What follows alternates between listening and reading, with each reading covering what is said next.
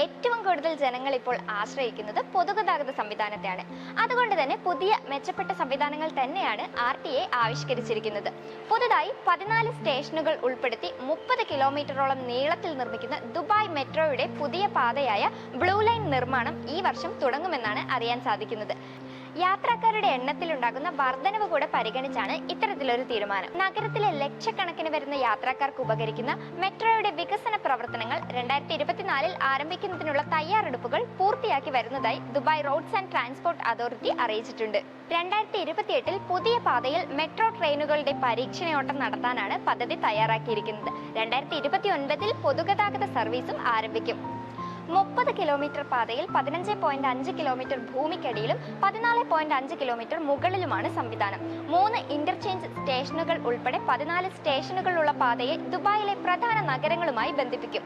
ചുവപ്പ് പച്ച ലൈനുകളുമായി ബന്ധിപ്പിക്കുന്ന പാത കൂടുതൽ പ്രദേശങ്ങളിൽ നിന്ന് ദുബായ് വിമാനത്താവളത്തിലേക്കുള്ള യാത്ര സുഗമമാക്കുകയും ചെയ്യും. ഇതുപോലുള്ള ഇൻഫോർമേറ്റീവ് വീഡിയോസിനായി ഹൈലൈറ്റ് മീഡിയ പേജ് ഫോളോ ചെയ്യുക.